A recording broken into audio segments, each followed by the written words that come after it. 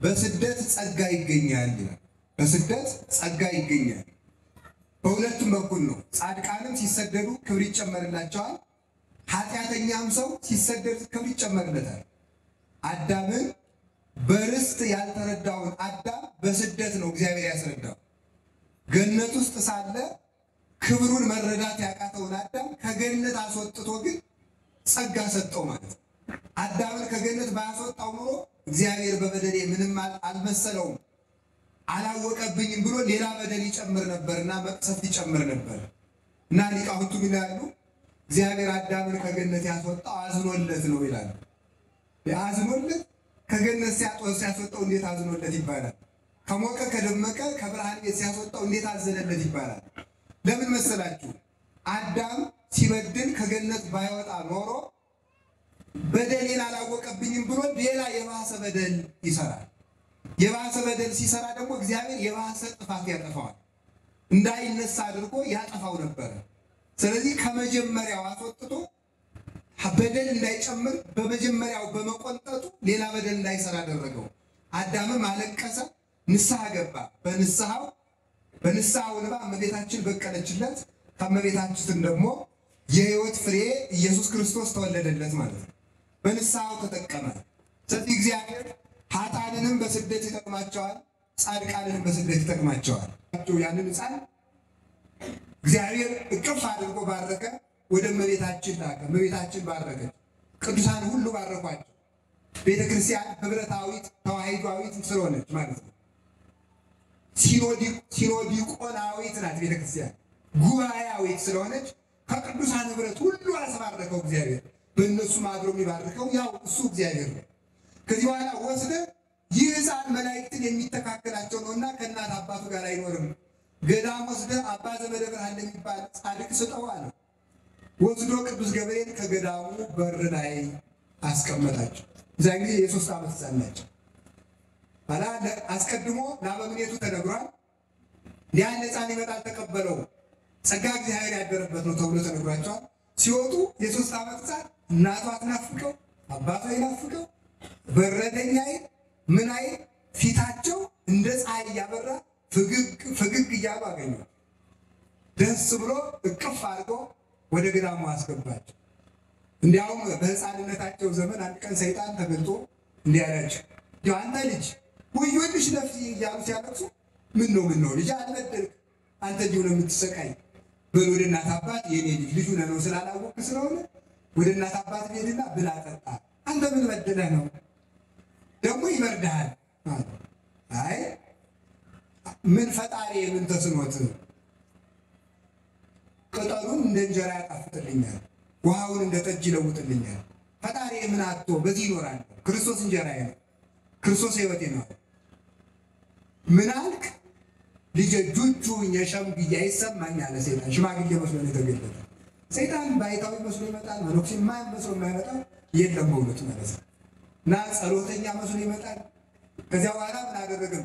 አንተ እርጉም ልቤ መከረኝ ይሻለኛል፣ ከዚህ ወግድልኛል። ሕፃን ናቸው እኮ በእውነቱ ማለት ብን ብሎ እንደ ጢስ ተኖ ጠፋ።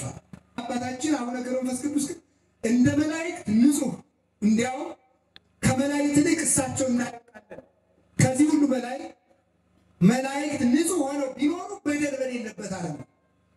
በደል በበዛበት ዓለም ሁሉ አለመበደልን የተቻላቸው ብፁዕ አቡነ ገብረ መንፈስ ቅዱስ ነው።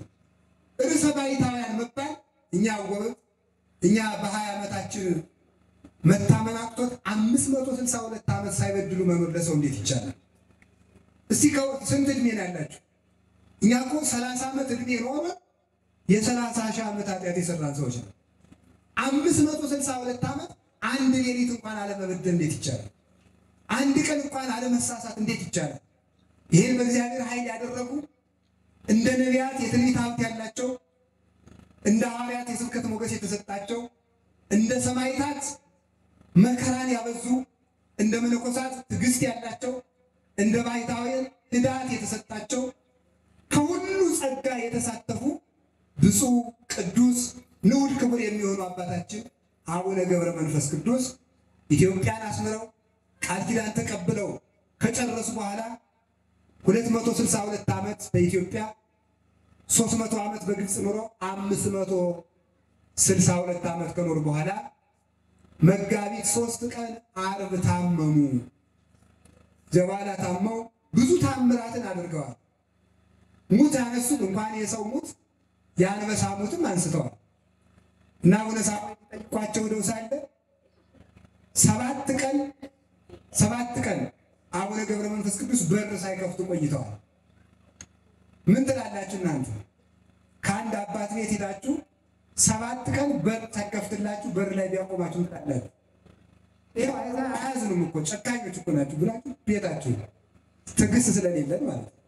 ትዕግስት ስለሌለን አባቶቻችን ደግሞ እኛን ተከትሎ የመጣው ሰይጣን እንዲሸሽ ሰውን በቀላሉ በአታቸውን ከፍተው ያስገቡ። ከዛ በኋላ ምን አደረጉ? 7 ቀን ጸልየው ወጡ። በ7 ቀን ውስጥ የአቡነ ገብረ መንፈስ ቅዱስ አናብስት የአቡነ ሳሙኤልን አንበሶች በሉ፣ ቁርጥምጥም ማለት ነው።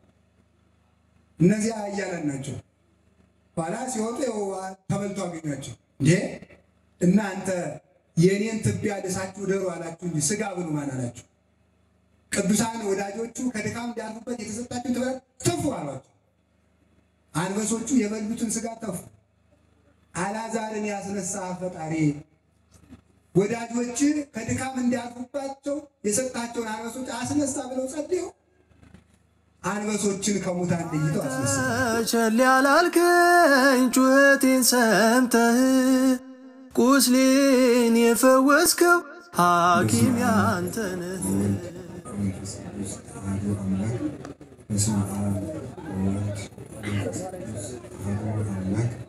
በስመ አብ ወወልድ ወመንፈስ ቅዱስ አሐዱ አምላክ። በባህሪው ሞት በመንግስቱ ሽረት የሌለበት አምላካችን እግዚአብሔር ስሙ የተመሰገነ ይሁን። ሁላችሁም ቀኝ እጃችሁን አውጥታችሁ ቀኝ እጃችሁ የሰይጣን ረዳት ይመስል ሳታማትቡ ለምን እንደምትቆሙት? ስለዚህ ሁላችሁም አማትቡ። በስመ አብ ወወልድ ወመንፈስ ቅዱስ አሐዱ አምላክ። በስመ አብ ወወልድ ወመንፈስ ቅዱስ አሐዱ አምላክ። በስመ አብ ወወልድ ወመንፈስ ቅዱስ አሐዱ አምላክ። ቅድመ ዓለም የነበረ ዓለምን የፈጠረ ዓለምን አሳልፎ የሚኖር ስጋችን ለብሶ ያዳነን ፈጣሪያችን መድኃኒታችን ኢየሱስ ክርስቶስ በሀብት ስቦ በረድኤት አቅርቦ እስከዚች ሰዓት ስላደረሰን ስሙ የተመሰገነ ይሁን። የድነት መሰረት የሆነችን እናታችን ቅድስት ድንግል ማርያም ወላዲተ አምላክ፣ ቅዱስ መስቀሉ፣ ቅዱሳን መላእክት፣ ነቢያት፣ ሐዋርያት፣ ሰማዕታት፣ ደናግል፣ መነኮሳት እግዚአብሔር ያከበረው ስማቸው የተመሰገነ ይሁን። በረከታቸው ይደርብን። የተከበራችሁ አባቶቻችን አስቀድመን ሊቀ ጠበብት የኔታ እጹብ የዚህ ታላቅ ደብር አስተዳዳሪ እና የቋቋም መምህር፣ የተከበራችሁ ሊቃውንተ ቤተ ክርስቲያን፣ መምህራን፣ ካህናት፣ ደቀ መዛሙርት፣ ዲያቆናት፣ የእግዚአብሔር ቤተሰቦች፣ ምዕመናን አንድ አምላክ በሚሆን በአብ በወልድ በመንፈስ ቅዱስ ስም እንደምን አደራችሁ? እንደምን አደራችሁ? እንደምን ሰነበታችሁ? የበረሃው ኮከብ የሆኑት የባይታውያን አበጋዝ የሱራፌል ባልንጀራ አባታችን አቡነ ገብረ መንፈስ ቅዱስ በሚታሰቡበት ለዚህ ታላቅ በዓል ሁላችሁንም እንኳን አደረሳችሁ። ፈጣሪያችን እግዚአብሔር በመካከላችን ተገኝቶ እንዲያስተምረን ቅዱስ ፈቃዱ ይሁንልን። ወናሁ ዮም ሴምኩከ እነሆ ዛሬ ሹሜሃለሁ በሚል ርዕስ እንማማራለን። እስቲ በሉ እነሆ ዛሬ በሉ። ሹሜሃለሁ ጨምሩ። እነሆ ዛሬ በሉ። ትቀጥላችሁ ሶስተኛ በሉ። እነሆ ዛሬ ሹሜሃለሁ ላዕለ አሕዛብ ወነገሥት ትስርዎሙ ወትንስቶሙ። በአሕዛብና በነገሥታት ላይ ትነቅልና ታፈርስ ዘንድ ወትህንጽ ወትትክል ትሰራና ትተክል ዘንድ እነሆ በአሕዛብ ላይ ሾሜሃለሁ ይላል። ትንቢተ ኤርምያስ ምዕራፍ 1 ቁጥር 10 ላይ ወናሁ ዮም ሴምኩከ ለአሕዛብ ወለነገሥት ትስሮሙ ወትንስቶሙ ወታጥፍኦሙ ትህንጽ ወትትክል እነሆ ታፈርስና ትነቅል ዘንድ ትሰራና ተነቅል ዘንድ ታፈርስ ዘንድ ለአሕዛብና ለነገሥታት ሾሜሃለሁ ይለዋል። ነቢዩ ኤርምያስን ነው እንደዚህ ያለው እግዚአብሔር። ትንቢተ ኤርምያስ ምዕራፍ 1 ቁጥር 10። ነቢዩ ኤርምያስ ማለት ብርሃን ዘተፈነወ እምኀበ እግዚአብሔር ማለት ነው። ከእግዚአብሔር የተላከ ብርሃን ማለት ነው። መስታወት ማለት ነው። ነቢዩ ኤርምያስ እስራኤል በምርኮ በነበሩበት ጊዜ ያስተምር የነበረ ነቢይ ነው። በሶስት ነገሥታት ዘመን አስተምሯል። ኤርምያስ እስራኤል ሳይማረኩ በነበሩ ነገሥታትም መምህር ነበር። ከተማረኩ በኋላ መምህራቸው ነበረ። ለሕዝቡ እንዳይማረኩ ሲያስጠነቅቅ የነበረ ነቢይ ነበረ።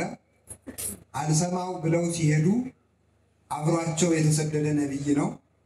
በስደቱ መሃልም አስተምሮ እንደገና ደግሞ ከምርኮ ያወጣቸው ነቢይም ነበረ እና እግዚአብሔር ሰውን ያለመተው ምልክት ሕዝብን ከመምህር መምህርን ከሕዝብ አያሳጣም፣ አይነጥልም። እሱ አስተምሯቸው አልሰማ ሲሉ በእስራኤል ምርኮ ሲመጣባቸው ወደ ፋርስ ባቢሎን ተማርከው ሲሄዱ እርሱም አብሮ ተማርኳል። አባቶቻችን ሊቃውንት እነሱ በኃጢአታቸው ተማርከዋል። ኤርምያስ ግን ስለምንድን ነው አብሮ መማረኩ? ኃጥአን መከራ ሲደርስባቸው ጻድቃን ለምን አብረው ይሰቃያሉ? ለምንድን ነው አብረው የሚሰደዱ? የሚል ጥያቄ ያነሳሉ። ለዚህ መልሱ ሕዝቡ አልመለስ ብሎ እግዚአብሔርን በድሎ ሲሰደድ እንደ በደላቸው መቀጣት ቢኖርባቸውም በተሰደዱበት ሀገር ደግሞ እግዚአብሔርን ጨርሰው እንዳይረሱት ለሕዝቡ ተብሎ መምህራን ያለ በደላቸው ከሕዝቡ ጋር ይሰደዳሉ፣ ከሕዝቡ ጋር ይገፋሉ። የሚመስለው ግን ፍርደ ገምድል ለሆነ አይምሮ የሚመስለው አይ መምህራኑ ንጹሐን ቢሆኑ ኑሮ ስደቱን ያስቀሩ ነበር እንጂ እነሱም አብረው አይሰደዱም ነበር የሚል ሀሳብ ይነሳ ነበረ። ዛሬም እንደሚለው ማለት ነው። ብዙ ሕዝብ ለምሳሌ እንዲህ ይላል አይደል? የኛ ሃይማኖት ትክክል ከሆነ ቤተ ክርስቲያን ትክክል ከሆነች ለምንድን ነው መከራ የሚመጣው? ለምንድን ነው ስቃይ የሚመጣው? ቤተ ክርስቲያን ውስጥ ትክክለኛ አባቶች ካሉ ለምን መከራውን ጸልየው አያስቆሙትም? ለምንድን ነው የማይርቅልን? ስለዚህ አባቶቻችን ስለተበላሹ ስለተለወጡ ጥሩ አባት ስላጣን ነው ይሄ መከራ የመጣብን ይላል። እኔ አጥፍቼ ነው የሚል የለም። አባቶች ጥፋተኛ ሆነው ነው፣ አባት ስለሌለን ነው። ኤርምያስ ምንም ያልበደለ ንጹሕ ሰው ነው፣ ግን ከነሱ ጋር ተሰደደ። ምክንያቱም በሱ ንጽሕና ብቻ እነሱ ሊመለሱ አይችሉም፣ እነሱ እስካልተስተካከሉ ድረስ። አንድ የቤተ ክርስቲያን ሊቅ እንዲህ ብሎ ይናገራል። ዘይፈቅድ ጸሎተ እምካልአን እንዘሃካይ ወፅሩ ውእቱ እይረክብ ምንተኒ በሃቢሆሙ። እሱ ተኝቶ እያደረ ሌሎችን በጸሎት አስቡኝ የሚል ሰው ከሚጸልዩለት ሰዎች ጸሎት ምንም አይጠቀምም። እሱ ኃጢአት እየሰራ በበደል ላይ በደል እየጨመረ ንስሐ ሳይገባ ሳይጸልይ በስንፍናና በኃጢአት እየኖረ ሌሎችን በጸሎት አስቡኝ እያለ ከመነኮሳት ከባይታውያን ከቅዱሳን ደጅ ስለጸና ብቻ እግዚአብሔር ለዚህ ሰው ዋጋ ሊሰጠው አይችልም። ተረዳርቶ ነው እሱም ያቅሙን እየለፋ አንድ ቀን ሰይጣን እየጣለው አንድ ቀን እሱ እየጣለ እየታገለ የሚኖር ሰው ግን በቅዱሳን ጸሎት ይጠቀማል ማለት ነው። እስራኤል በኤርምያስ ጸሎት አልተጠቀሙም፣ ግን እሱ አብሯቸው ተሰደደ። ለምን ቢሆንም እግዚአብሔር ደግሞ በዚያው አምልኮተ እግዚአብሔርን ዘንግተው በዚያው ሙተው እንዳይቀሩ እንዲያስተምራቸው ተስፋ እንዲሰጣቸው አሕዛብ ደግሞ በእስራኤል ላይ ግዛት እንዳያጸኑባቸው አሕዛብንም ለመገሰጽ ለማስተማር አምልኮተ እግዚአብሔርን ለማስፋት አብሯቸው ይሰደድ ነበር። ከዚያውም ዘንድ ይላሉ አባቶቻችን በስደት ጸጋ ይገኛል ይላል። በስደት ጸጋ ይገኛል። በሁለቱም በኩል ነው። ጻድቃንም ሲሰደዱ ክብር ይጨመርላቸዋል፣ ኃጢአተኛም ሰው ሲሰደድ ክብር ይጨመርለታል። አዳምን በርስት ያልተረዳውን አዳም በስደት ነው እግዚአብሔር ያስረዳው። ገነት ውስጥ ሳለ ክብሩን መረዳት ያቃተውን አዳም ከገነት አስወጥቶ ግን ጸጋ ሰጠው ማለት ነው። አዳምን ከገነት ባያስወጣው ኑሮ እግዚአብሔር በበደሌ ምንም አልመሰለውም አላወቀብኝም ብሎ ሌላ በደል ይጨምር ነበርና መቅሰፍት ይጨምር ነበር። እና ሊቃውንቱ ምን ያሉ እግዚአብሔር አዳምን ከገነት ያስወጣው አዝኖለት ነው ይላሉ። ያዝኖለት ከገነት ሲያስወጣው እንዴት አዝኖለት ይባላል? ከሞቀ ከደመቀ ከብርሃን ቤት ሲያስወጣው እንዴት አዘነለት ይባላል? ለምን መሰላችሁ? አዳም ሲበድል ከገነት ባይወጣ ኖሮ በደሌን አላወቀብኝም ብሎ ሌላ የባሰ በደል ይሰራል። የባሰ በደል ሲሰራ ደግሞ እግዚአብሔር የባሰ ጥፋት ያጠፋዋል። እንዳይነሳ አድርጎ ያጠፋው ነበር። ስለዚህ ከመጀመሪያው አስወጥቶ በደል እንዳይጨምር በመጀመሪያው በመቆንጠጡ ሌላ በደል እንዳይሰራ አደረገው። አዳምም አለቀሰ፣ ንስሐ ገባ። በንስሐው እንባ እመቤታችን በቀለችለት። ከእመቤታችን ደግሞ የሕይወት ፍሬ ኢየሱስ ክርስቶስ ተወለደለት ማለት ነው። በንስሐው ተጠቀመ።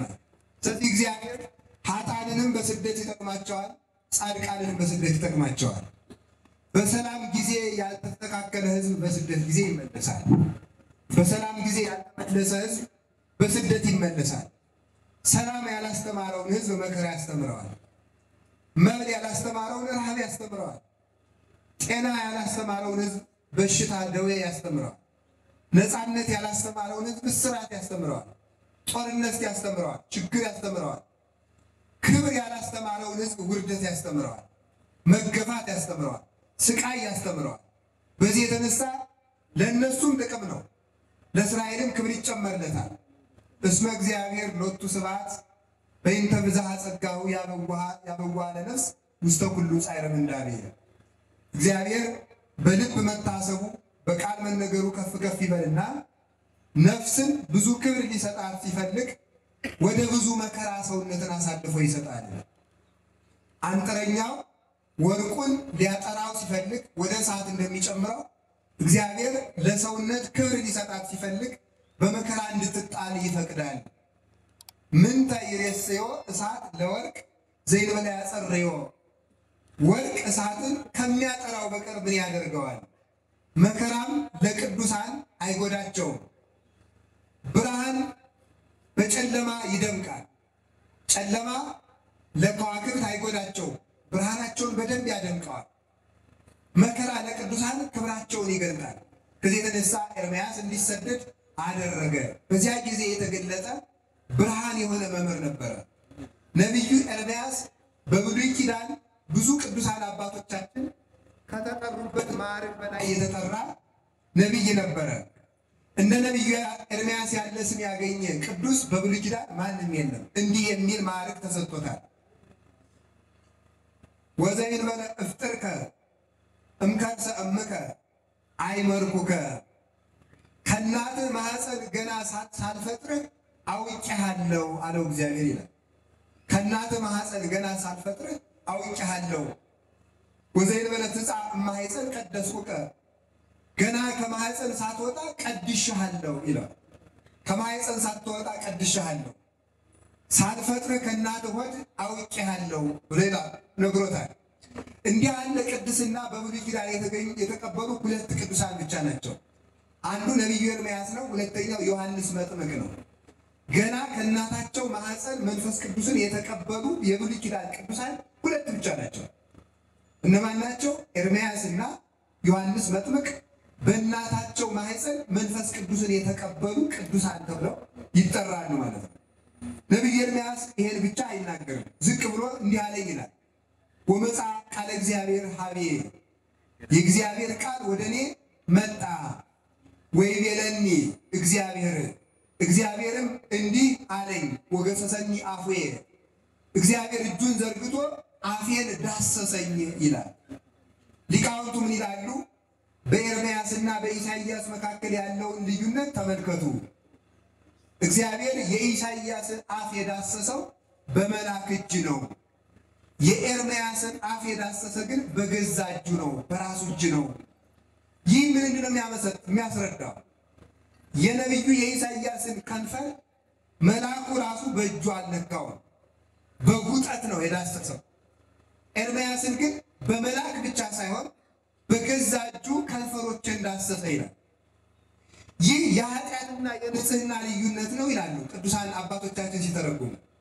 የኃጢአትና የንጽህና እግዚአብሔር በደለኛ ለሆነ ሰው ወዳጆቹን ይልክለታል፣ ፍጹም ለሆነ ሰው ግን ራሱ መጥቶ ያድርበታል ይላል። ፍጹም ለሆነ ሰው ከቅድስና ደረጃ ለደረሰ ሰው እግዚአብሔር ራሱ መጥቶ ያድርበታል፣ በገዛ እጁ ይመራል፣ ይመራዋል። ገና በኃጢአት ላለ ሰው ግን ወዳጆቹን ልኮ በንስሐ እንዲዳስሱት የወዳጆቹን እጅ ይልክለታል። ነቢዩ ኢሳይያስ ከንፈሮቼ የረከሱ በደለኛ የሆንኩ ኃጢአትን ያበዛሁ ነኝና በእግዚአብሔር ፊት ወዮልኝ ሲል መልአክ ሱራፊል ልኮ ከዚያ በኋላ ምን አደረገው? በጉጠት ከምሷ ሰማይ ከሰማይ መሰዊያ ፍም አምጥቶ የኢሳይያስን ከንፈር ሲያስነካው ለምጹ ተፈንቅሎ ወደቀለት። ከዚህ በኋላ ነቢዩ ኢሳይያስ ንጹሕ ሆነ ይላል። ይህንን አባቶቻችን ሲያስረዱ ኢሳይያስ የካህናት ምሳሌ ነው። ሱራፊ መልአክ ትንቢተ ኢሳይያስ ምዕራፍ 6 ላይ ሱራፊ መልአክ ደግሞ ኢሳይያስ ይቅርታ የምእመናን ምሳሌ ነው። ሱራፊ መልአክ የካህናት ምሳሌ ነው። መልአኩ የያዘው ጉጠት የካህናት የስልጣናቸው ምሳሌ ነው። ፍሙ የሥጋው የደሙ ምሳሌ ነው። የኢሳይያስ ከንፈር የምእመናን ከናፍር ምሳሌ ነው። ከንፈሮችን ዳሰሰ። ተመልከቱ። እግዚአብሔርም እንዲህ አለኝ ይላል። ወይቤለኒ እግዚአብሔር እንዲህ አለኝ ወናሁ ወደይኩ ቃሌ ውስተ አፉከ እነሆ ቃሌን ባንደበትህ አኖራለሁ አለኝ ይላል። ከእናትህ ማኅፀን ቀድሼሃለሁ፣ ቃሌን ባንተ ላይ አኖራለሁ፣ ዳስሼሃለሁ። የኔ ቃል ባንተ ስላለም ወናሁ ዮም ሲያንኩከ እነሆ ዛሬ እሾምሃለሁ። ምን አይነት ሹመት? ለአሕዛብ ለማያምኑት እሾምሃለሁ። አንድም ለእስራኤል እስራኤልም አሕዛብ ይባላሉ። ለምን? ግብረ አሕዛብ ይሰራሉና ይላሉ አባቶቻችን። የአሕዛብን ስራ የሚሰራ ሰው ምን ይባላል? አሕዛብ ይባላል። እመናን እዚህ ውስጥ ሰይጣን አለ የለም? አሁን ሰይጣን አለ የለም? እዚህ ንገሩኝ እንጂ የት አለ ሰይጣን? አለ እዚህ ውስጥ አሁን የት አለ ሰይጣን? የት ነው? ንገሩኝ እንጂ በሰው መካከል። እስቲ እናንተ ዋሽታችሁ አታውቁም? ታውቃላችሁ። ውሸት የማን ነው? ስለዚህ የሚዋሽ ሰው ሰይጣን ነው ማለት ነው። ሰይጣን አለ ወይ ስላችሁ እኮ ምን እያልኩ እንደሆነ ገብቷችኋል አይደለም? አለ ትላላችሁ። ሰይጣን የሚባል የሆነ ሰው እየመስሏችኋል። ሰይጣን ማለት እኮ ራሱ የሰይጣን ስራ የሚሰራ ሰው ሰይጣን ነው። እኛ ራሳችን እኮ የሰይጣን እየሆንን እኮ ነው በእውነቱ ማለት ነው። ሰይጣን ከሳሽ ነው፣ እኛ የማንከሰው ማለት ነው። ሰይጣን ተመልከቱ፣ መስተጻርር መስተቃርን ተቃራኒ ነው። ሁልጊዜ ግራውን ነው። እንዲሁም ሊቃውንቱ ይላሉ እግዚአብሔር 10 ሕግ ሲሰራ ሰይጣን 10 ሕግ ሰርቷል ይላሉ። እግዚአብሔር አትስረቅ ሲል ሰይጣን ምን ይላል? ያ አንድ ሕግ ማለት ነው። እግዚአብሔር ጣዖት አታምልክ ሲል ሰይጣን ምን ይላል? አምልክ ይላል። እግዚአብሔር ሰንበትን አክብር ሲል ሰይጣን ምን ይላል? ለሰይጣንም 10 ሕግ አለው ማለት ለሰይጣንም 6 ሕግጋት አሉ፣ ትእዛዛት አሉ። ስለዚህ ለእሱ የሚታዘዝ ሰው ሰይጣን ነው ማለት። ስለዚህ ለአሕዛብ ሹም ያለው ሲል ለእስራኤል ግብረ አሕዛብ ስለሚሰሩ ለእነሱ ሹም ያለው አንድም በአሕዛብ ነገሥታት ላይ ስልጣን ሰጥቻለሁ። ምን እንድታረግ? ትስሮሙ እንድትነቅላቸው፣ ትንስቶሙ እንድታፈርሳቸው። ትስሮሙ ሲል በአትክልት መስሎ ንቀላቸው፣ ትንስቶሙ ሲል በሕንፃ መስሎ አፍርሳቸው፣ ታጥፍኦሙ እምቢ ያሉትን ደግሞ እንድታጠፋቸው። ዛሬ ለአንተ ሹመት ሰጥቻለሁ። ከዚያ በኋላ ምን አለው ደግሞ ተመልከቱ። ወትንስ ወትትክል እንደገና ደግሞ መልሰህ እንድትሰራ ሹሜሃለሁ። እንደገና ደግሞ እንድትተክል ሹሜሃለሁ። ለኤርምያስ የተሰጡት 4 ሹመቶች ናቸው። ማፍረስ በሉ፣ ማፍረስ በሉ እንጂ መስራት በሉ፣ መንቀል፣ መትከል። እስኪ ድገሟቸው። ማፍረስ፣ እሺ፣ መስራት፣ ሌላስ? መንቀል። 3 ጊዜ እናድርገው፣ አንድ ጨምሩ። ማፍረስ፣ እሺ፣ መስራት፣ ሌላስ? መንቀልና ይሄ ለማን የተሰጠ ነው? ለኤርምያስ የተሰጠ ስልጣን ነው። ለመሆኑ አንድ ምስኪን በድህነት የሚኖር ነቢይ አሕዛብን በምን ስልጣን ተዋግቶ ነው የሚነቅላቸው? በምን ይነቅላቸው? በቃል ኪዳን ይነቅላቸዋል። መንግስታቸውን ያፈርሰዋል በጸሎት። እንደገና በቃል ኪዳን ከቤተ መንግስት ይነቅላቸዋል በጸሎት። ሳይታገል ሰይፍ ሳይመዝ ጦር ሳይወረውር ዝናር ሳይታጠቅ በጸሎትና በቃል ኪዳን የአሕዛብን ስልጣን የጨካኖችን መንግስት ያጠፋዋል። ሪክም ወለሃጥ አቤ ወተልዓለ ከማርዘ ሊባኖስ። በደለኛን ሰው በኃጢአት የተሾመን ሰው እንደ ሊባኖስ ዘግባ ከፍ ከፍ ብሎ አየሁት። ወሶበ ገባ ኃጣይክዎ ስመለስ እንደ ጤዛ ረግፎ አገኘሁት። ሰው ለጊዜው ነው ከፍ ከፍ ማለቱ። በደለኛ ሰው በበደሉ ከስልጣን ላይ ስልጣን ቢጨመርለትም ስልጣን ላይ አሁን ይወጣል። እናንተ ታች ላይ ያላችሁ እታች ሆናችሁ አሁን እሱ ላይ ብትወድቁ በቀላሉ ነው የምትሰብሩ። እኔ ስለዚህ አትቸው ወድቀው ስብራት ይጨምራል። ከፍ ካለ ቦታ እኮ ነው ያለው። ከፍ ካለ ቦታ ላይ የወደቀ ሰው ውድቀቱ ምን ይባላል? ወኮነ ድቀቱ አብየ ይባላል። አወዳደቁ የከፋ ሆነ። ከፍ ብሎ የወደቀ ሰው ስብራቱን ከፍ ያለ ነው። በትዕቢት ሹመት ተጨምሮለት ሰው አወዳደቁ ይከፋል። እንዲህ ያሉትን ይነቅላቸው ዘንድ እስራኤልን ይነቅላቸው ዘንድ ሲያስቸግሩ ከእግዚአብሔር ርስት ይነቅላቸዋል። ንስሐ ሲገቡ በእግዚአብሔር ቤት ይነቅላቸዋል። ሲያስቸግሩ ያፈርስና በስደት ይበትናቸዋል። ወጊዜ ለወሮ ወጊዜ ላስተጋብኦ ይላል ሰሎሞን መጽሐፈ መክብብ ምዕራፍ 3 ላይ። ለመወልወል ጊዜ አለው፣ ለመሰብሰብ ጊዜ አለው። ተመልከቱ። ለመወልወል ጊዜ አለው፣ ለመሰብሰብ ጊዜ አለው። ድንጋይ እርሻ ስናርስ ሲያስቸግረን እንወረውረዋለን፣ እየፈነቀል ወደዚያ እንጥለዋለን። ቤት ስንሰራ ደግሞ እንሰበስበዋለን። እንቅፋት ሲሆን አንስተን እንጥለዋለን። ህንፃ ስናንጽ እንሰበስበዋለን። ሰው እግዚአብሔርን ሲያስቸግር ይወረወራል፣ ሲመለስ ደግሞ ይሰበሰባል። እግዚአብሔር ሰው ሲስተካከል ይተክለዋል፣ ሲበድል ይነቅለዋል። ተመልከቱ፣ ሲያስቸግር ያፈርሰዋል፣ ሲስተካከል ያንጸዋል፣ ይሰራዋል። የሀገርና የሰው ነገር እንደዚያ ነው። ሁሉም ነገር እንደዚያ ነው። አሁን እያፈረስን አሁን እግዚአብሔር እያፈረሰን ይመስለኛል። ስናስቸግር ያፈርሰናል፣ ከተመለስ ይሰራል። ስናስቸግር እየነቀለን ነው። ተመልከቱ፣ በደላችን አድጎ እኮ እንኳን የግለሰብ ርስት የቤተ ክርስቲያን ርስት እንኳን እየተነቀለ ነው። የቤተ ክርስቲያን የአምልኮ ቦታዎች እንኳን እየተነቀልን አይደለም? አዎ አስቸግረናል። ልንነቀል እየተገባን ነው። በእውነቱ ማለት እየተነቀልን ነው፣ እየፈረስንም ነው። የሚሰራን ማን ነው? እንደ ኤርምያስ ያለ ሰው። የሚተክለን ማን ነው? እንደ ኤርምያስ ያለ ሰው። ሊቃውንቱ ግን እንግዲህ ወደ አዲስ ኪዳን ትርጓሜ ላምጣችሁ። ስለዚህ እስራኤል አስቸገሩ።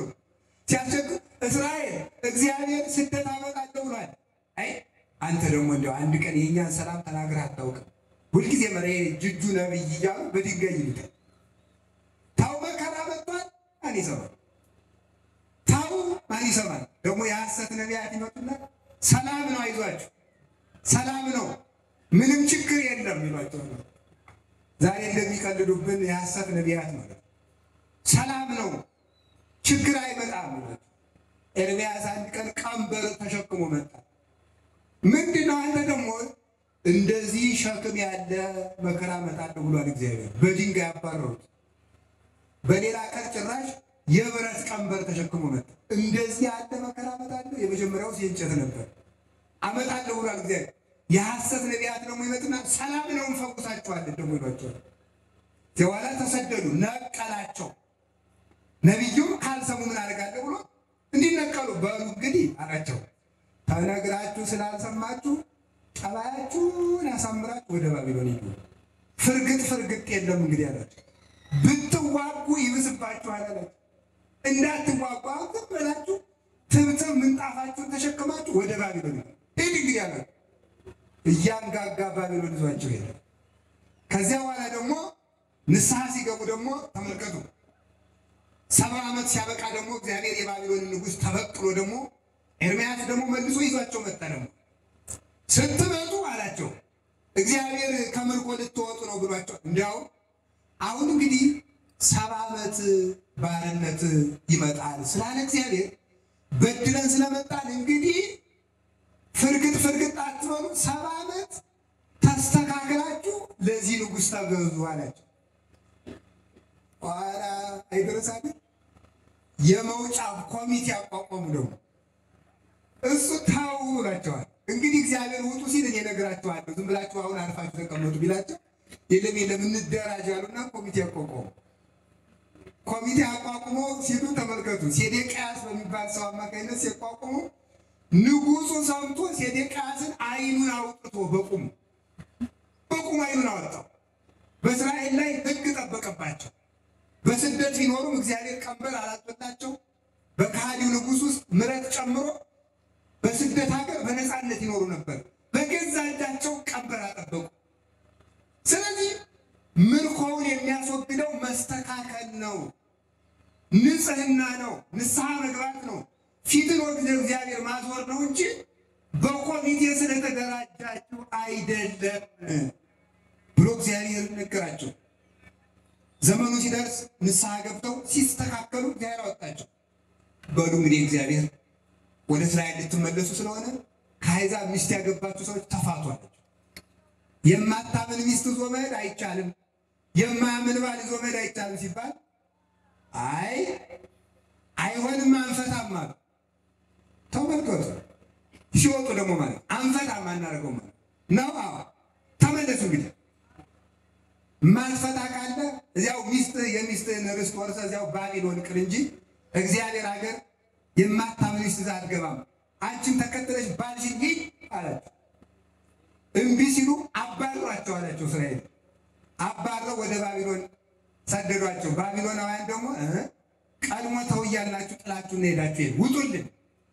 ከሁለቱ ሳይሆኑ ደግሞ እኮ አይደረሰ እንግዲህ እግራችን እንዳነሳንድና አደረስንበት ሀገር ነው ምናደርጋለን ብሎ ሄዶ ሰማርያ ሲደርሱ ሰመርና ለዛት ሀገር ቺ ሀገር ጥሩ ናት እዚህ ልኖር ብለው እዚያው ከርስት ተነቅለው ወጡ። ለምን? እግዚአብሔር ያልፈቀደውን ትዳር ፍቱ ቢላቸው አንፈታም ስላሉ ከርስት ተነቀሉ። ዛሬ ብዙ የተጋባችሁ ትዳር የለም ብላችሁ ብዙ ሰው እኮ ብዙ ትዳር አለው። ብዙ ትዳር አለ ማለት ነው።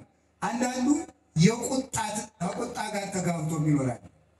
አንዳንዱ ከስካር ጋር ተጋብቶ ይኖራል። አንዳንዱ ደግሞ ከእንቅልፉ ጋር መፋታት ያለው አለ። አንዳንዱ የወሬኛነት ትዳር ይመሰርታል። አንዳንዱ የስርቆት፣ አንዳንዱ ይሄንን ፍቱ። ከነዚህ ጋር ካልተፈታን የተባለ የኃጢአት ትዳር ነው። ከኃጢአታችሁ ካልተፋታችሁ በእግዚአብሔር ርስት ጽዋ ጠርታ ዕድል ፈንታ የላችሁም።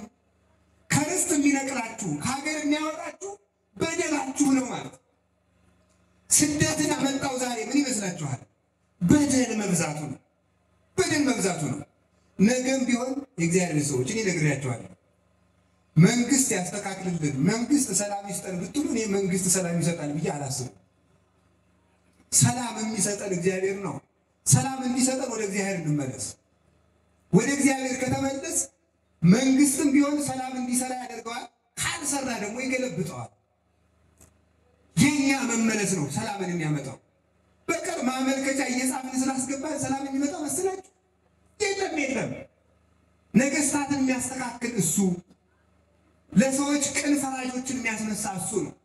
ከበደልን ደግሞ በእንጨት የሚደበድቡ ነገስት ባለስልጣናት መጥተው እንደሆነ ነገ በጊንጥ የሚገርፉ ያመጣል እግዚአብሔር። መስተካከል ነው መድኃኒቱ። ዛሬ ይህንን ቃል የሰማችሁ ሁላችሁ ክፋታችንን ማስተካከል ይጠበቅብናል። ከተንኮላችን መመለስ ነው የሚመልሰን እንጂ ውስጣችንን ክፋቱ ነው ንስሐ ሳንገባ ከእግዚአብሔር ጋር አንድነት ኖሮን በምንፎክረው ፉከራ የምናመጣው ሰላም የለም። ስለዚህ ወደ አዲስ ኪዳን ሳመጣችሁ ግን ወደ ዛሬው ርዕሳችን ስመልስላችሁ ነቢዩ ኤርምያስን የሚወክሉ ካህናትና ቅዱሳን ጻድቃን ናቸው ይላል አባቶቻችን። የሚያፈርሱት የዲያብሎስን ሕንፃ ነው፣ የሚሰሩት የእግዚአብሔርን ሕንፃ ነው። የሚነቅሉት የዲያብሎስን እንክርዳድ ነው፣ የሚተክሉት የእግዚአብሔርን ተክል ነው ይላል። ስለዚህ እንድታፈርስ ሹም ያለው ያላቸው ካህናትን ነው። የዲያብሎስን የኃጢአት ግንብ በክህነት መዶሻ ያፈርሷል። ከዚያ በኋላ ደግሞ የእግዚአብሔርን ሕንፃ ዲያብሎስ ያፈረሰውን የሰውን ሕንፃ ደግሞ በቀኖና በትምህርት በስርዓት አስተካክለው ይሰሩታል። የዲያብሎስ እንክርዳድ አለ በእኛ ውስጥ የሚዘራው ወሶበ ይነውሙ ሰብኡ መጻ ጸላኢ ወዘራ ክርዳደ ወሃለፈ። ሰዎቹ ተኝተው ሳለ ጠላት መጥቶ እንክርዳድን ዘራ ተብሎ ተጽፏል የማቴዎስ ወንጌል ምዕራፍ 13 ላይ። ሰዎቹ ተኝተው ሳለ ጠላት መጥቶ እንክርዳድን ዘራ። ተኝተው የተባሉት የአባቶቻችን ዕረፍተ ሥጋ ነው።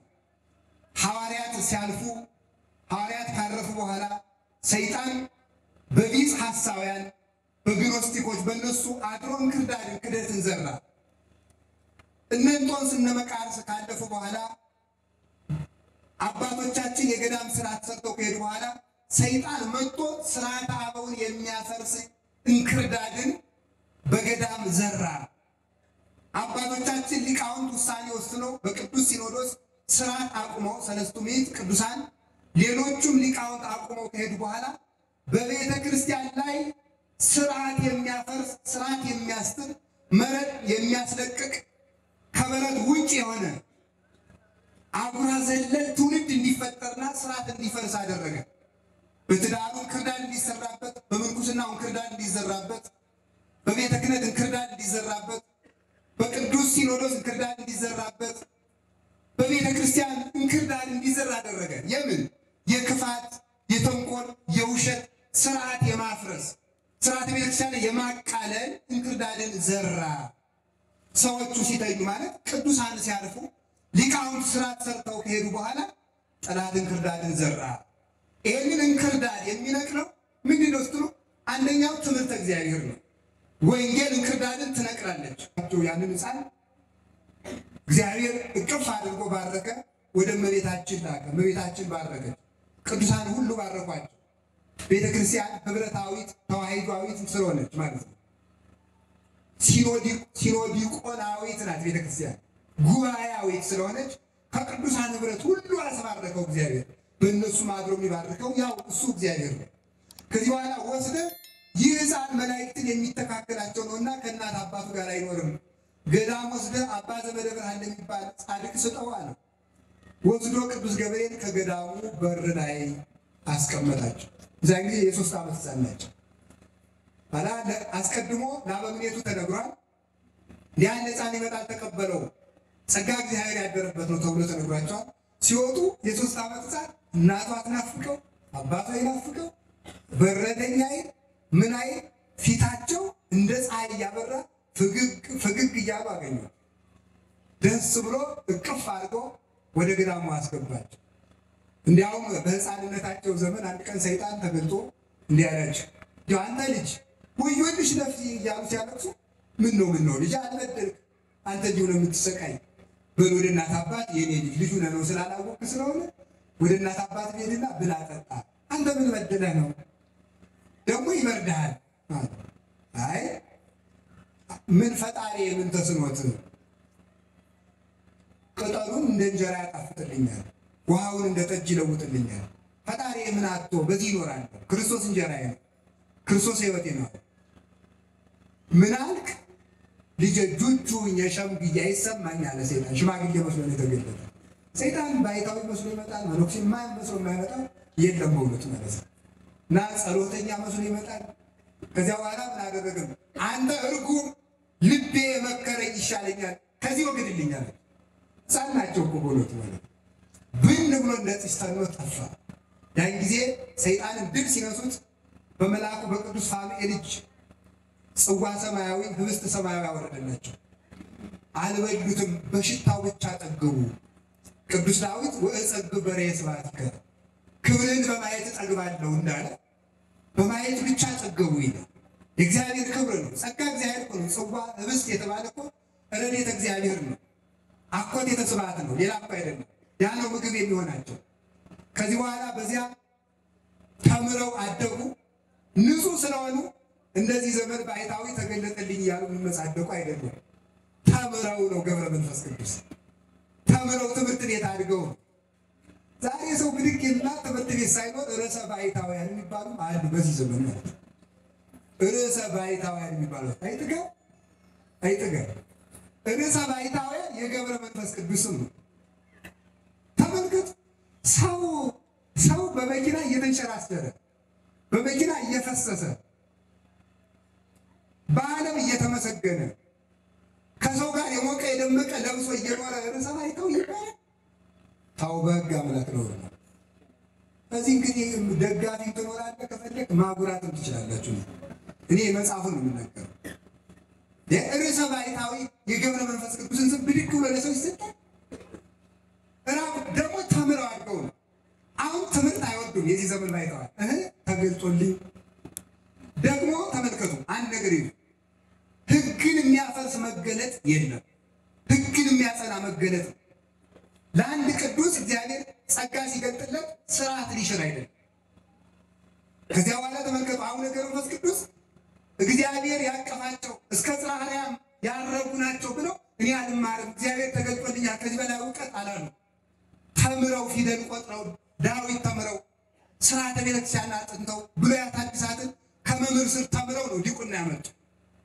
ዛሬ የት እንደተማሩ አናውቅም የት እንደተሾሙ አናውቅም የት እንደመነኮሱ አናውቅም ብድግ ብለው መጥተው ሰዎች ባይታዋን ቅዱስ ነኝ ሲሉን ይውላል ይሄ ደግና በቢሆነ ዛሬስ በህዝቡ ሲደንቀን ሊቃውንቱ እየጎረፈ ነው አሉ እየጎረፈ እየሄደ ይሰግዳል ጥሩ ነው እንግዲህ ምን ይደረጋል ማለት ነው ገንዘብ ጀግና አይደል ጀግና ጌታ ደግሞ ለሁለት ጌቶች መገዛት አይቻልም ብሎ ከዚያ በኋላ ምን አደረጉ እሳቸው እየተማሩ አደጉ ትምህርታቸውን ሲጨርሱ ዲቁና ተሰጣቸው እዚህ በኋላ እየተጋደሉ ሰው ጋር አኖር ስጋዊ ሆሙኒ ለጻድቃኔ ከላራዊተ ገዳም የጻድቃንህን ስጋ የቅዱሳንህን ስጋ አራዊት ይበላው ለአራዊት ተቃለ ተብሏልና የኔን ስጋ ወደ ሊበላው ይገባል ብለው ወደ በረሃ ገቡ በዚያ ሲገደሉ ሲጋደሉ ሲጸልዩ ሌሊት እንደመላክ ቅድም አጥራየ ልደተ ከሐዋርያት እንዳሉት ሊቃውንቱ እንደ ሐዋርያት ድህንነትን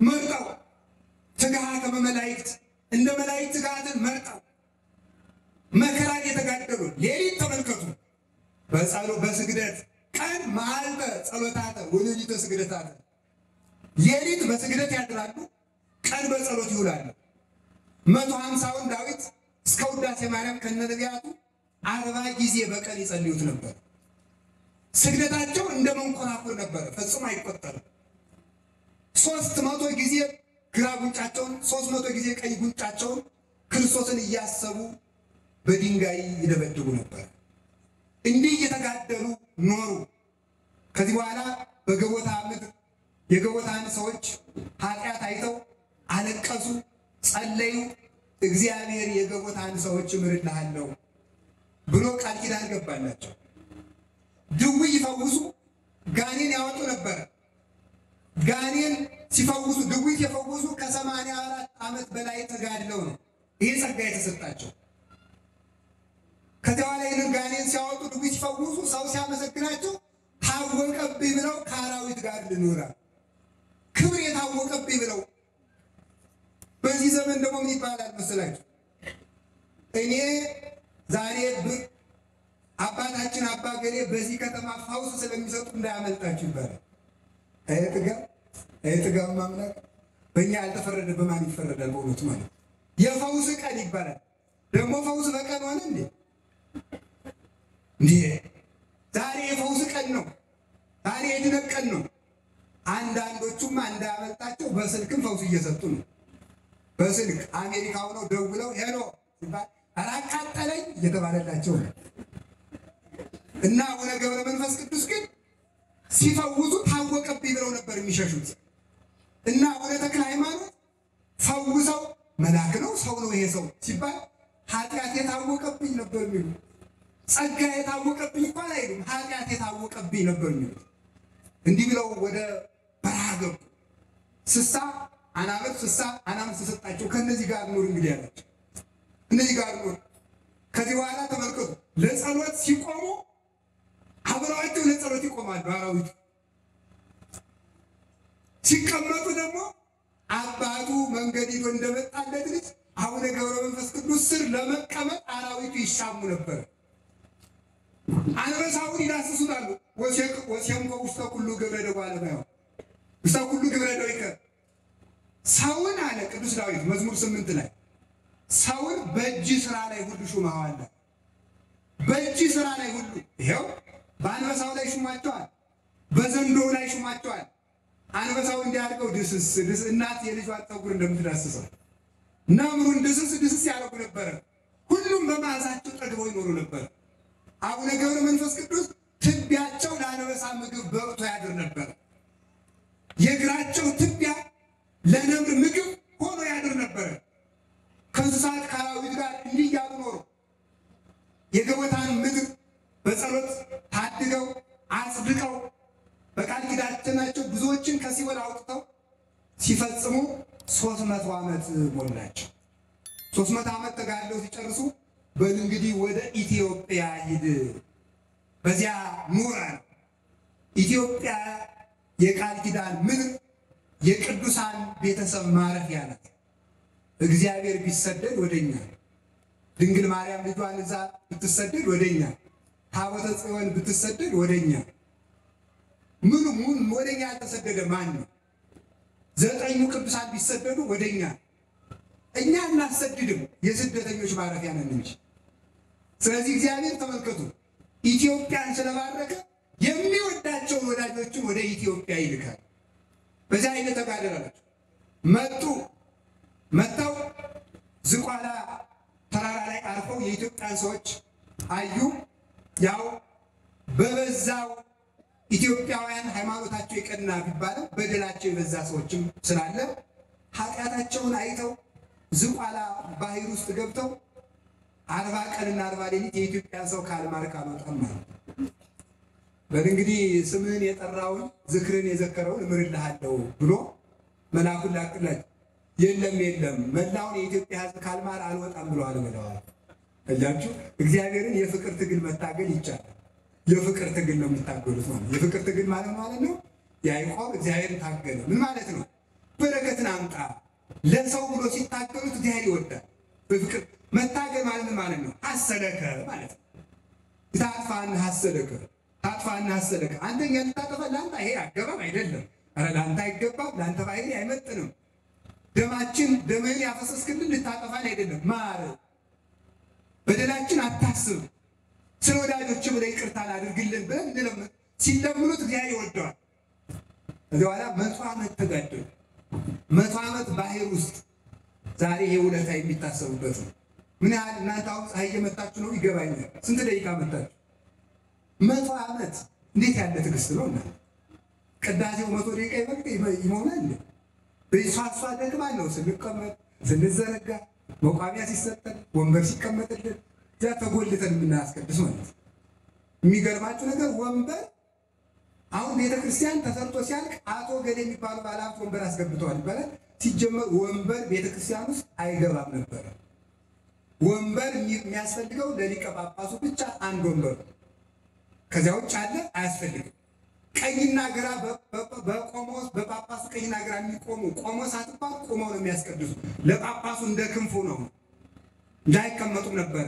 ያው ስንፍናችን ጨምሮ ዛሬ ተቀምጦ የሚያስቀድሱም ባልጠፋ ነው። ወጥተን ባላለቅ ነው። ይሄን ደግሞ ጥሩ ነው ደግሞ መቼሳ ከመጥፋት ይሻላል። ስለዚህ ተመልከቱ 100 ዓመት አጥንታቸውን አጋንንት በየቀኑ እየመጡ ይፈጩት ነበር። በድንጋይ ስለት ይቀጠቅጧቸው ነበር። በሙሉ ሰውነታቸው በሙሉ አለቀ። ውጣ ወዳጅ ገብረ መንፈስ ቅዱስ ሲላቸው ደስ ብሏቸው ወጡ። ከዛ በኋላ ተመልከቱ አስመረው ሲዳስሳቸው እንደገና ዳኑ። ወደ ምድረ ከብድ ወደሚባለው ገዳማቸው እንደገና መጡ። ከፀሐይ በታች ከምድር በላይ ከፍ ብለው 7 ዓመት ጸለዩ። እንደገና 7 ዓመት ከምድር ላይ ቆመው አንገታቸው ዘንበል ሳይ 7 ዓመት እንደገና ደግሞ ጸለዩ። ከምድር ላይ ቆመው 7 ዓመት ቁራ መጥቶ አይናቸውን ሲያነቁራቸው ጸሎታቸውን አላቋረጡም። እኮ ይገርመኛል። ቁራው መጥቶ እያነቆረው አሁን እንኳን ቁራው ቁሮ ወይ ግሩ ጸሎታው እየጸለየች ምንድን ነው የምትሉት? የምናደርገው እኔንም ይጨምራል። ምንድን ነው የምንለው? ለምሳሌ ምን እስኪ አሁን ተሳለም ጊዜው ከመሰልከው ከሙዛም ለከተ እንደዚህ አይደለም። ምንድን ነው ሰው በመጣ ቁጥር ማለት ነው ማለት ወደ ምስኩላ በሰበብ ወዲያና ወዲህ ነው በቃ ማለት ነው። ጥይት አልተተኮሰ፣ መድፍ አልተተኮሰ፣ እሳት አልተነደደ። ሰው በመጣ ቁጥር የሚደግሙትን መጽሐፍ ጥሎ እንደዚህ ማለት ምንድን ነው? ስለዚህ ተመልከቱ አንቃይደው እና አባ በጸሎተ ሚካኤል ቅዳሴ እየቀደሱ ጊንጥ ነድፋቸው ቅዳሴውን ቀድሰው እስከሚወጡ ድረስ እግራቸውን አልፈቀዱት። አባቶቻችን ለጸሎት ያላቸው ተመስጦ እንዲህ ነበር። በእግዚአብሔር ፍቅር ሲታሰር ማለት ነው ወይያድጎ ለልብ ከመ ይኢን ይላል መጽሐፍ መነኮሳት።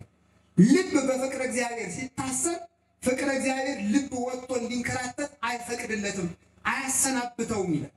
በፍቅር እግዚአብሔር ሲታሰር ከዚህ በኋላ 2 ሳምንት አይናቸውን አንቆሯቸውም ደግሞ መጸለይ ጀመሩ። እዚያ በኋላ ሚካኤልና ቅዱስ ገብርኤልና ቅዱስ ሚካኤል መጥተው እፍ ሲሉባቸው አይናቸው እንደገና በራላቸው። ጸሎት ምን ይፈልጋል? ትዕግስት ይፈልጋል። ትዕግስት ይፈልጋል። ሱባኤ ምን ይፈልጋል? ትዕግስት ይፈልጋል። አሁን ሱባኤ የሚገባ የለም እንጂ ብትገቡ አይጥ ትመታለች።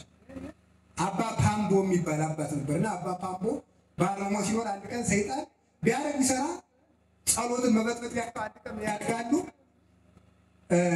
ይገርማቸዋል እኮ 50 60 ሆነው ተመልከቱ። አንዲቱን ብርሌ አንሳ እየተባባሉ አንዲቱን ብርሌ ማለት ነው። እንዲህ ስቅ እኮ ነው እንደዚያ የሚሉ ማለት ነው። እሱ ግን ምን አላቸው? ይሄ የሚያሳየው አቅመቢስነታችሁን ነው አላቸው። ይሄ የሚያሳየው አቅመቢስነታችሁን ነው ብሎ በልቡ ዝም አርምሞውን ሳይፈታ ነው። ስለዚህ ተመልከቱ እባብ ያመጣል፣ ዘንዶ ያመጣል። በጸሎት ጊዜ ተሜ ታውቃላችኋል።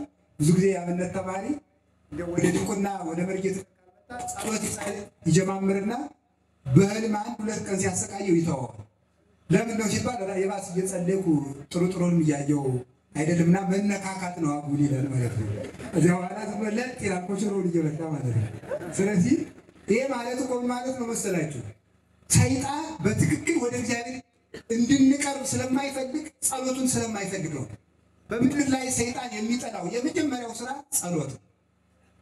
ለሰይጣን በጣም የሚመቸው የመጀመሪያው ስራ ጸሎት ማቋረጥ። ስለዚህ አባታችን አይናቸውን እንኳን አንቆራቸው ጸሎት አላቋረጡ። እኛ ምን ሆነን ጸሎት እንደምናቋርጥ ይሁት አልወ ግብር ዘያፈቅር ሰይጣን ከማይድጎ ጸሎት እስመ ጉድ ውቱ በሃቢሁ። ሰይጣን እንደ ጸሎት ማቋረጥ አድርጎ የሚጠላው ነገር የለም። ጸሎት ለሰይጣን እንደ መጥረቢያ እንደ ምሳር ነው። እሳት ይወጽ እማፉሁ ለዘይጸልይ፣ ከሚጸልይ ሰው አፍ እሳት ይወጣል። ወያውዕ ለሰይጣን፣ ሰይጣንን ያቃጥለዋል። ወይደጉዙ አይኖ፣ አይኑንም ይወገዋል። ወበእንተዚህ ይጸልይ ሰይጣን ትግሃ ወጸልዮ እምኩሉ ገቢረ ሰናይ። በዚህ ምክንያት ሰይጣን ከሁሉም ስራ ይልቅ ጸሎትን አጥብቆ ይጠላል። ሲነሱ ሌሊት ቅንድብን ያከብዳል፣ ቀን ደግሞ ይትመነገን በሃሌወ ከንቱ። ለጸሎት ሲቆሙ ደግሞ ከንቱ ግን የት ሀገር ነው ይሆን የምኖረው? ትምህርቴን የሚጨርስ መቼ ነው? ደግሞ አንዱ የሚማር ከሆነ ያላገባ ደግሞ መቼ ነው ማገባ ይላል። ደግሞ ያገባው ደግሞ መቼ ነው ወልድ ይላል። ስለዚህ ሀገር የቤት ነው። ስለዚህ ከንቱ ሀሳብን በመጠቀም የተወዳጅ ማርያም ጀምሮ እሑድ ደርሶ ያገኘው።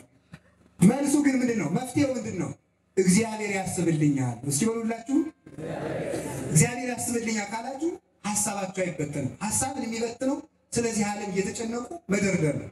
እንደውም አንድ ፍርድ ቤት የሚሰራ ሰው ምን አለኝ የሆነ ጊዜ የጠፋው ሰነድ ሁሉ ትዝ የሚለኝ ለጸሎት ስቆም ነው አለ። በሙሉ በቃ የተሰረዘው ፋይል ሁሉ ትዝ ይለኛል ሲል ነበር በእውነቱ ማለት ነው። ስለዚህ ተመልከቱ፣ የጠፋው ቃላቱ ትዝ ይላል። ለጸሎት ስንቆም ቤታችን የተፈታ ይመስላል። ደጃዝማችነት የቀረብን ከሹመት የጎደል ይመስላል። ምንም እኮ ስንጨርስ እኮ የምንሰራው ስራ ሳይኖር። ስለዚህ እንደ አባታችን እኛም እሳቸውን ተከትለን የአቅማችን እንድንፍጨረጨር አምላከ ቅዱሳን ይርዳል። ይህንን አድርጎ ከፈወሳቸው በኋላ አሁን ሂድ እንደገና ደግሞ ወደ ዝቋላ ሂድ፣ 100 ዓመት ሲያሰቃዩ የነበሩትን አጋንንት ተበቀላቸው። ታዲያ ወደ ዝቋላ ሲሄዱ 3 ሽማግሌ ሰዎች አገኙ። በእግዚአብሔር ዘንድ ጥቂት አዝለሸኝ እንደክሞናል አሉ። እሺ ብሎ አንዱ ሽማግሌ ተሸክመው ሲሄዱ እሳቸው ሽማግሌ ሆይ ደግሞ አለ በእንተ ስለማታውቅ ደግሞ አለ እዚህ ይበቃል። የት ታውቀኛለህ? አሁን ነገሩ መንፈስ ቅዱስን እዘለኝ ያለው ሽማግሌ ደግሞ አለ እዚህ ይበቃል። ሂድና ጓደኞችን አምጣቸው። አመጡ። ሁለቱንም አመጡ። አምጥቶ ሲጨርስ እናንተ ሽማግሌዎች ከየት መጣችሁ? መዓዛችሁ ልብን ይመስጣል። በአንድነት በሶስትነት ተገለጡለት። ለካ ሥላሴ ናቸው ሽማግሌ መስለው የተገለጡለት ማለት ነው፣ የተገለጡላቸው። ስለዚህ አብ ይላል ደራሲ። ስለዚህ ምን አለ? አብ በዘባኑ ወልድ በዘባኑ መንፈስ ቅዱስ በዘባኑ ዘሐዘልዎ በኪዳኑ ብሎ ይናገራል። ተመልከቱ፣ አብ ወልድ መንፈስ ቅዱስን ለማዘል የበቃ ማን? አቡነ ገብረ መንፈስ ቅዱስ። እግዚአብሔር በሽማግሌ አምሳል የተገለጠላቸው። ሰው እኮ እግዚአብሔር የሚገለጥልኝ የሚመስለው ድል ሆነ ንጉሥ መስሎ እያንጸባረቀ ነው። እግዚአብሔር ነዳይ መስሎ ይመጣል። እግዚአብሔር ሽማግሌ መስሎ ይመጣል። ስለዚህ አቡነ ገብረ መንፈስ ቅዱስ የተገለጠላቸው በዛ የነበሩ አጋንንትን ሁሉ በመብረቅ አጭደው 70,000 አጋንንትን በሙሉ በተሰጣቸው ቃል ኪዳን አጭደው ጨርሷቸው ወደ አረብ ምድር ሄደው ብዙ ሰዎችን አድነዋል። በጠላትነት የተነሳባቸውን ንጉሥ ሳይቀር ጸልየው ሙት አንስተው መንግሥተ ሰማያት አስገብተዋል። እንዲህ አድርገው እንደ መላእክት ትጋትን እንዲያውም ከመላእክት ይበልጣል ይላሉ አባቶቻችን። አቡነ ገብረ መንፈስ ቅዱስ እየተቀለልኩ ነው ትምህርቴን።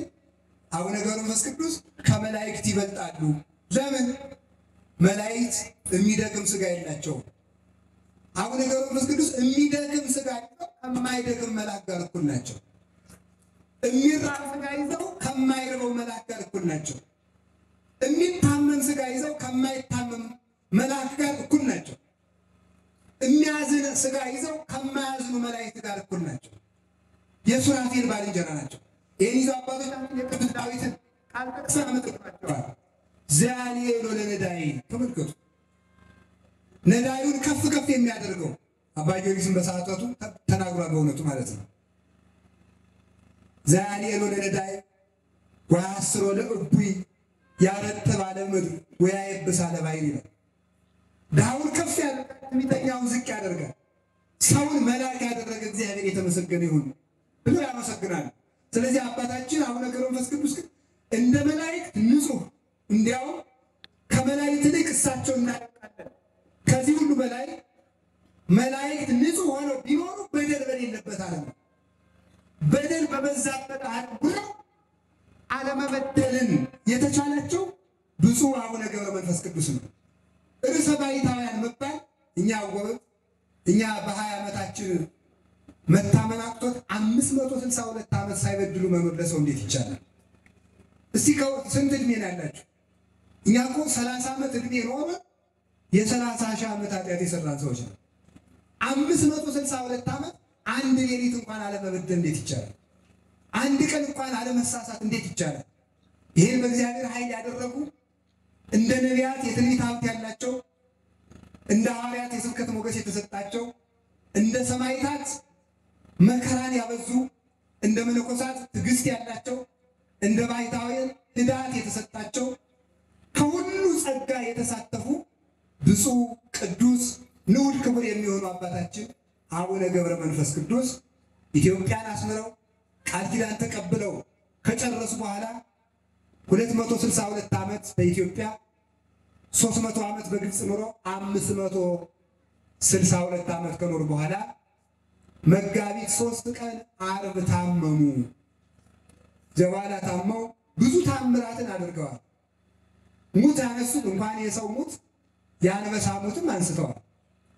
እና አቡነ ሳሙኤል ጠይቋቸው ደው ሳለ 7 ቀን አቡነ ገብረ መንፈስ ቅዱስ በር ሳይከፍቱ ቆይተዋል። ምን ትላላችሁ እናንተ? ከአንድ አባት ቤት ሄዳችሁ 7 ቀን በር ሳይከፍትላችሁ በር ላይ ቢያቆማችሁ ትላላችሁ? ይሄው አያዝኑም እኮ ጨካኞች እኮ ናችሁ ብላችሁ ቤታችሁ ትዕግስት ስለሌለን ማለት ነው። ትዕግስት ስለሌለን አባቶቻችን ደግሞ እኛን ተከትሎ የመጣው ሰይጣን እንዲሸሽ ሰውን በቀላሉ በአታቸውን ከፍተው ያስገቡ። ከዛ በኋላ ምን አደረጉ? 7 ቀን ጸልየው ወጡ። በ7 ቀን ውስጥ የአቡነ ገብረ መንፈስ ቅዱስ አናብስት የአቡነ ሳሙኤልን አንበሶች በሉ። ቁርጥምጥም ማለት ነው። እነዚያ እያለን ናቸው። ኋላ ሲወጡ ተበልቶ አገኟቸው። እንዴ እናንተ የኔን ትቢያ ልሳችሁ ደሩ አላችሁ እንጂ ስጋ ብሉ ማን አላችሁ? ቅዱሳን ወዳጆቹ ከድካም እንዲያልፉበት የተሰጣችሁን ትበላ ተፉ አሏቸው። አንበሶቹ የበሉትን ስጋ ተፉ። አልዓዛርን ያስነሳ ፈጣሪ ወዳጆች ከድካም እንዲያልፉባቸው የሰጣቸውን አንበሶች አስነሳ ብለው ጸልየው አንበሶችን ከሙታን ለይተው አስነስተዋል።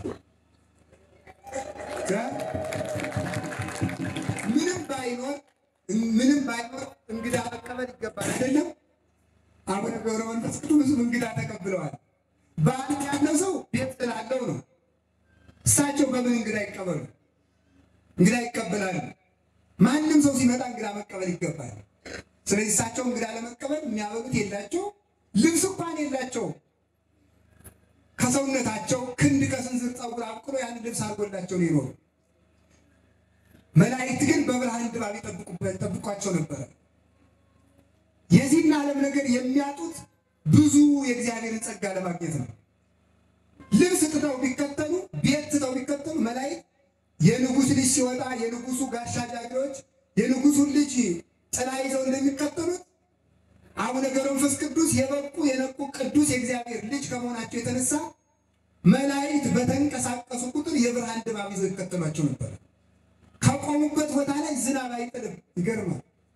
ለምን? መላእክት የብርሃን ጥላ ስለሚይዙላቸው ድባብ። ኋላ ግን እሳቸው ለመሬት እንኳን ለሰው ለመሬት የሚያዝኑ አባት ናቸው።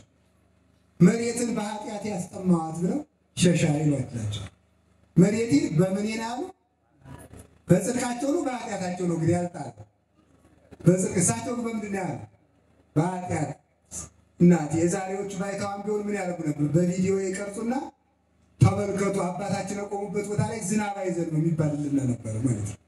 እሳቸው ግን ኃጢአት የምድርን አስጠማ ብለው ሸሻ ይሉና ደግሞ ያችን የት እንድትጠጣ ማለት ነው። ለመሬት የራሩ አባታችን ለእኛም ይራሩልን። ያንን አድርገው እንግዳ ዘዋላ የሚያስተናግዱ ተመልከቱ። አይነ ሁሉ ነፍስ ይሴፎይ ያከ ተመልከቱ።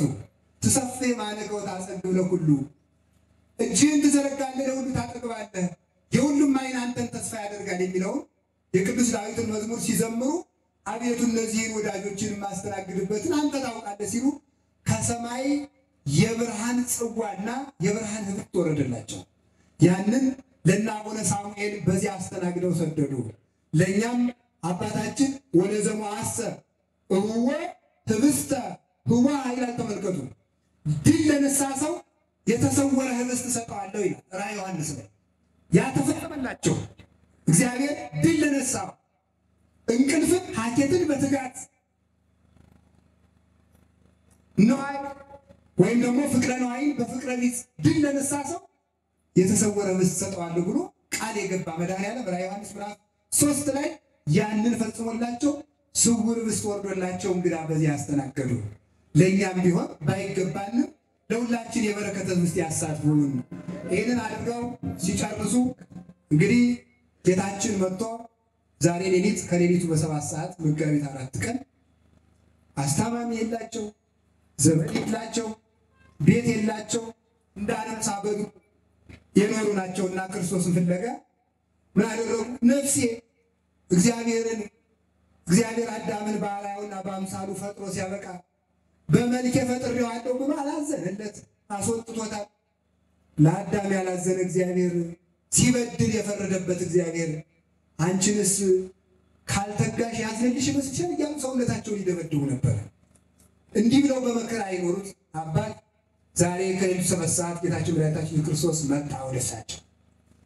የሰማይ መስኮት ተከፈተ። የሰማይ መስኮት ተከፈተ። መብረቅና ብልጭልጭታ ንጹሕ ጽታ ሆነ። ሱራፌል ኪሩቤል ሁሉ ወረዱ። ተመልከቱ። ግሩማን መላእክት ያን ጊዜ ተመልከቱ። ያን ጊዜ ወረዱ። ምን ሊያደርጉ? የገብረ መንፈስ ቅዱስን ነፍስ ሊቀበሉ አብረው እመቤታችንም ደስ ይላል። ነቢያት ሐዋርያት ሁሉ ወንድማችን ገብረ መንፈስ ቅዱስ ባልንጀራችን፣ ሰማዕታት በትዕግስት ስለመስላቸው ወንድማችን ገብረ መንፈስ ቅዱስ፣ መላእክት በንጽህና ስለሚመስላቸው ባልንጀራችን ገብረ መንፈስ ቅዱስ፣ ነቢያት በስብከት በመምህርነት በትንቢት ስለሚመስላቸው ባልንጀራችን ገብረ መንፈስ ቅዱስ፣ ሐዋርያትም እንዲህ እያሉ መጡ። ወዳጄ ፍቁሬ ወዳጄ ገብረ መንፈስ ቅዱስ እያለ እግዚአብሔር በሰረገላ እሳት ተጭኖ ዛሬ ወደ ኢትዮጵያ ምድር ወደ አቡነ ገብረ መንፈስ ቅዱስ የወረደበት ቀን ነው። እግዚአብሔር በምህረቱ ዛሬ ወደ ኢትዮጵያ ይምጣል። ከዚያም ተመልከቱ ማንን ብሎ? ገብረ መንፈስ ቅዱስን ብሎ እግዚአብሔር ወደ ኢትዮጵያ ወረደ። በሉ እስኪ ሁላችሁ ገብረ መንፈስ ቅዱስን ብሎ በሉ። እግዚአብሔር ወደ የት ወረደ? ዛሬም ገብረ መንፈስ ቅዱስን ብሎ እግዚአብሔር ወደ ኢትዮጵያ ይውረድልን፣ በምህረት ይውረድልን፣ በቸርነት ይውረድልን። ዋኩ በመዓት ይላል አባ ጊዮርጊስ። በቸርነት ና በመዓት ግን አይደለም ይላል።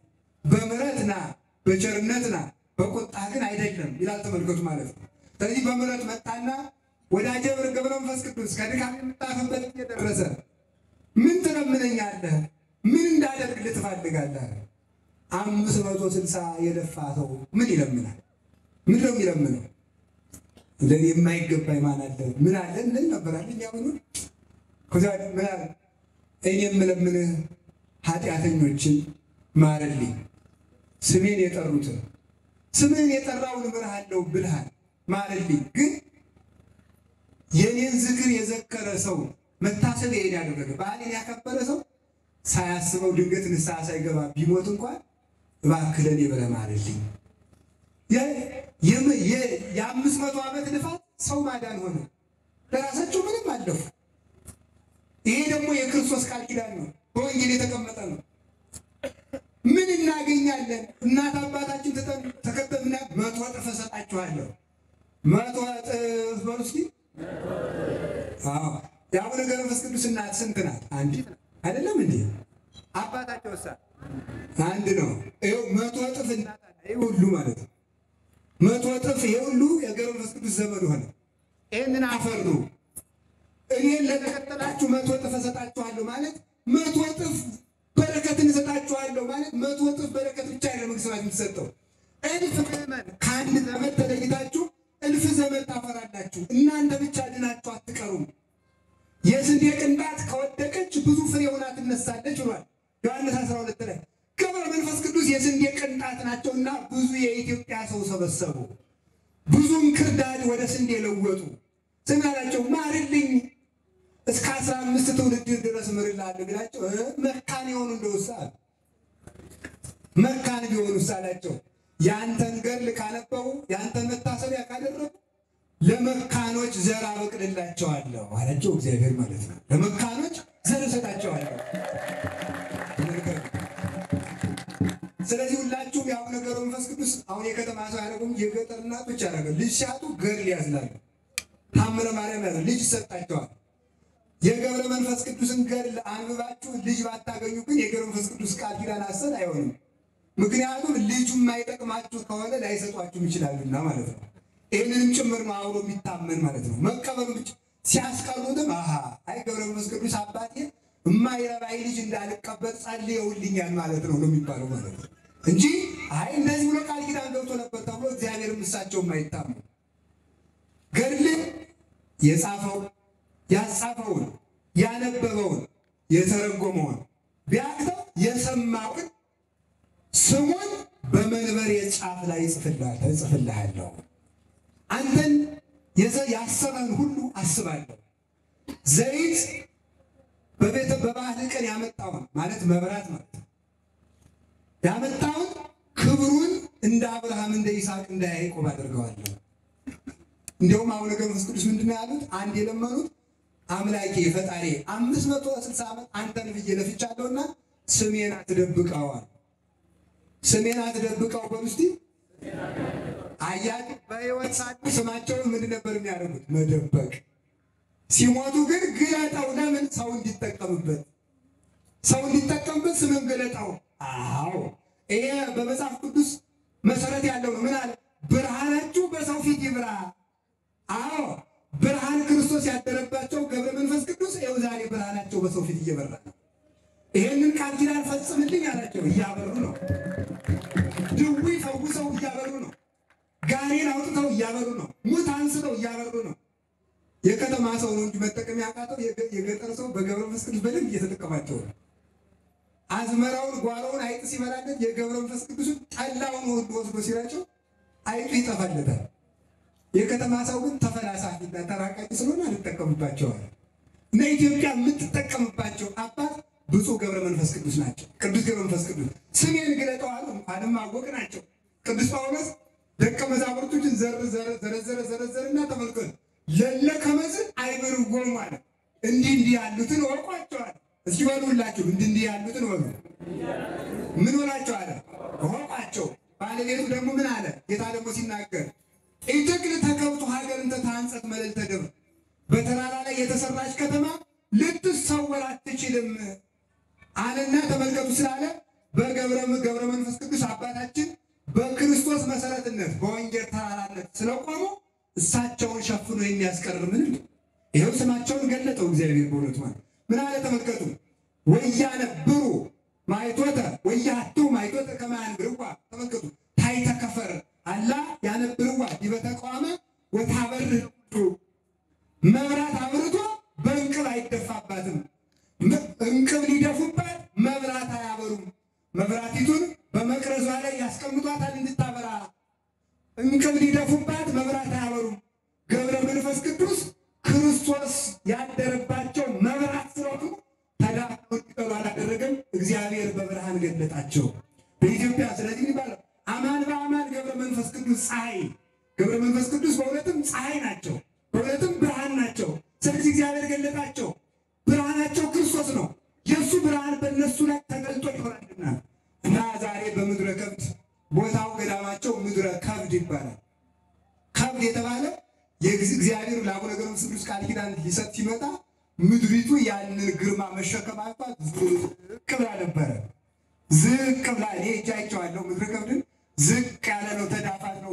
እሳቸው ያረፉበት ቦታ መሬት መሸከም አልፏት ዝቅ ምድረ ከብድ ክቡድ ጸጋ ክቡድ መከራ ስለተቀበሉ የማይመረመር ጸጋ ተቀብለው በሉ የወዳጀን የገብረ መንፈስ ቅዱስን ስጋውን በኢየሩሳሌም ከመሰዊያው ጎን ቅበሩት ብሎ ጌታችን ራሱ ክርስቶስ በተቀበረበት ቦታ እንዲቀበሩ አዘዘ።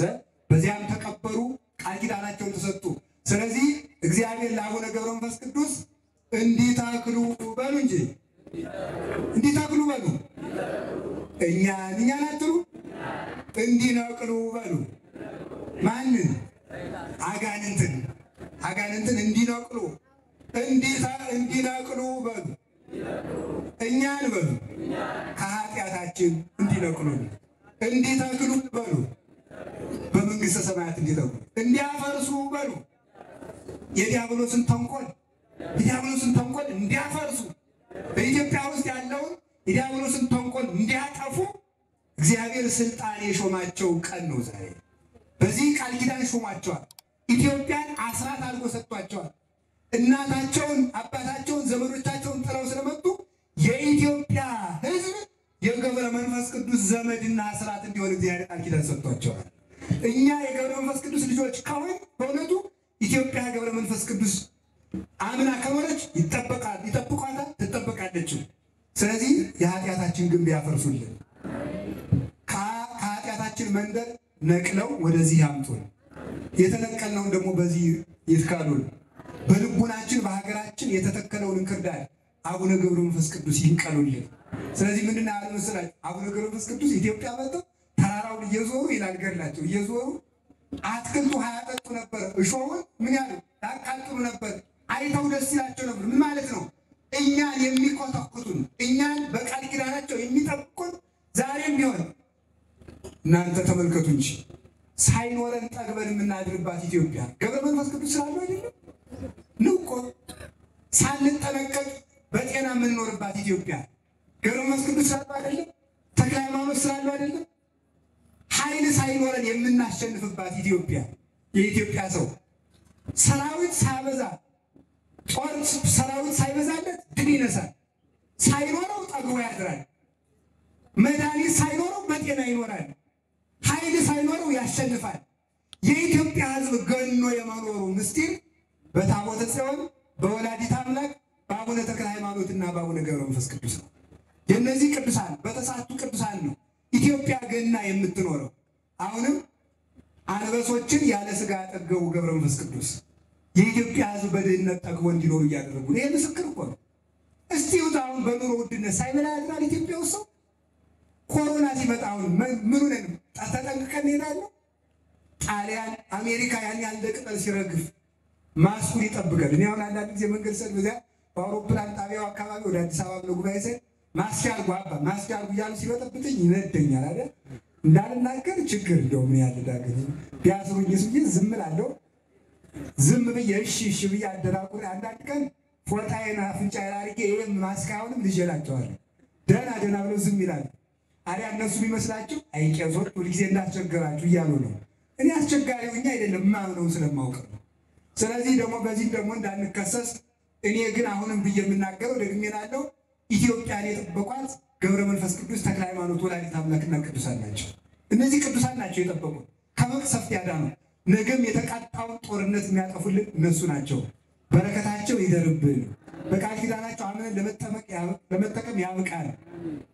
አንድ አባት ጨርሻለሁ፣ የመጨረሻ ቃል ነው። አንድ አባት ልጅ ወለደ። ልጁ ጎረቤቱን ቢመስል ይሻላል፣ እሱን ቢመስል ነው ደስ የሚለው። መልስ ሁላችሁም በአንድ አፍ ንገሩ። ሁላችሁ ልጅ አባቱን ቢመስል ይሻላል ጎረቤቱን፣ ልጅ አባቱን ቢመስል ይሻላል ጎረቤቱን። እኛ ሰይጣንን እንምሰል ገብረ መንፈስ ቅዱስን።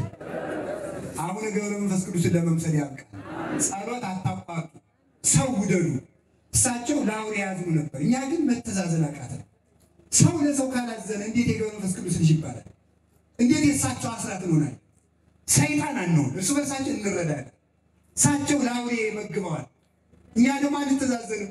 ለድሃ ሰጥተህ አድር ይላል መጽሐፍ። ለድሃ ሰጥተህ አድር ይላል ዮሐንስ አፈወርቅ። ትናንት ሰጠው ዛሬ ሲለምን አለበይስ ምን ወይልታ ቢስ ትናንት ሰጥቼው አንተ ትናንት በልተህ ዛሬ እየበላህ መስሎኝ እንጂ ትናንት በልተህ ዛሬ ከበላህ ትናንት ለሰጠኸው ዛሬ ቅጠው፣ ትናንት ላዘንክለት ዛሬ ዘንለት። ስለዚህ በስማቸው እንታረቅ፣ በስማቸው እንተዛዘን። ቂም አንያዝ። ዛሬ የምሰጣችሁ እንዲያው እውነቴን ነው፣ በሌላ አልገዝታችሁ ቢያንስ በሞቴ ማለት ይችላል። የኢትዮጵያ ሰው አይደለም፣ የኢትዮጵያ ገበሬ ሲያበላ በሞቴ እያለ ነው። እና በሞት የምላችሁ ምንድን ነው? ሁላችሁ እስከ ዛሬ ሳምንት እንድትታረቁ ነው። እሺ በሉ፣ እሺ በሉ እንጂ አሁን እንጀራ ስለ አቡነ ገብረ መንፈስ ቅዱስ ከተባለ ሰላም ስለ አቡነ ገብረ መንፈስ ቅዱስ እየብለምን ምን አለ? እንግዲያስ ለለምናችሁ ስለ አቡነ ገብረ መንፈስ ቅዱስ ታረቁ። እውነቴን ነው፣ እንታረቅ፣ ተንኮላችን እንተው። ከዚያ በኋላ የቅዱሳን ቃል ኪዳን ይረዳናል። ዝም ብለን ግን የበዓል ዕለት ተሰብስበን ሄደን ብቻ ለውጥ እናመጣ። ስለዚህ ከጎረቤቶቻችሁ ጋር ባልም የሚስትህን ሚስትም የባልሽን ቂም ተው። ሚስታት እንደው እና አቡነ ገብረ መንፈስ ቅዱስ ሰይጣን ችለው ኑረዋል። እናንተ ሚስታችሁን አትችሉም፣ ባላችሁን አትችሉም። እነሱ የዚያን መከራ ችለዋል። ጎረቤት አትችሉም ባይሆን እናንተ። ስለዚህ እንታረቅ፣ እንስማማ። ስንታረቅ እግዚአብሔር ይታረቀናል። ስትጾሙ ራሳችሁን ተቀቡ ተብሏል አይደል? ማቴዎስ 6 ቅባት የተባለ ፍቅር ነው። ቆዳን የሚያለዝበው የከረረው ምንድን ነው? ቅባት ነው። የሰው ልቡና የሚያምርበት ምንድን ነው? ፍቅር ሲኖረው ነው። ፍቅር የሌለው የደረቅ ቆዳ ነው፣ ዝም ብሎ ከራራ ማለት ነው። ያ ቋጭ ወይ አስተኛ ወይ ምን አይነት መውጋት ብቻ ነው የደረቀ ቆዳ። ፍቅር የለው ሰው እንደዚህ ያለው። ዝገትን የሚያርቀው ቅባት ነው። የልቡናችን ዝገት የሚርቀው በፍቅር ነው። እግዚአብሔር ማይለት አልቸገረው፣ መለየት ያመሰግኑት። ቅዳሴ አልቸገረው፣ የድሮዎቹ ቀድሰውለት። ምን ቸገረው እግዚአብሔር? እግዚአብሔር የሚፈልገው ፍቅር ነው። ፍቅር እንዲኖረን እግዚአብሔር ይርዳል። ፍቅር የሌለው ሰው እንደዚህ ከበሮ ነው። ይሄ ከበሮ ይሁት ይሄ ከበሮ አያችሁት? ሲነፋ አድሮ እንግዲህ ኋላ ሊቃውንቱ ዝክር ይቀምሳል፣ እሱ አንድ ዋንጫ አይቀምስም። ለዚህ ነው የሚቀር እንግዲህ ማለት ነው። ወከመ ከበሮ ዘይዘበት ወጣፈው ነገር የለም። ጸናጽል ተመልከቱ። ወከመ ብርት ዘይነቁ ስትንሿሿ አድራ እንግዲህ ሊቃውንቱ ስለገበ መንፈስ ቅዱስ የኔታ በዚህ ይቀመጡ እየተባሉ ዝክር ሲቀምጡ እሷ እዚያ እንግዲህ ሿ ብላ ትቀራለች ማለት ነው። ስለዚህ ተመልከቱ ቅዱስ ጳውሎስ ፍቅር የሌለው ሰው እንደ ከበሮ ነው ማለት ለፍቶ መና ነው ማለት ነው። ለፍቶ መና፣ ደክሞ መና፣ አስቀድሶ መና፣ ማይሌት ቁሞ ቀድሶ ሰብኮ መና ማለት ነው። ፍቅር የሌለው ሰው ያልታረቀ ሰው ዘክሮ መና፣ መጽውቶ መና፣ እርቅ የሌለው ሰው ሰግዶ መና፣ ጸልዮ መና፣ ጾሞ መና። ጸሎታችን ጾማችን መልስ የማያመጣው ፍቅር ስለሌለን ነው። እና አቡነ ገብረ መንፈስ ቅዱስን የጠብ ግድግዳ ያፍርሱልን። ወስብሐት ለእግዚአብሔር።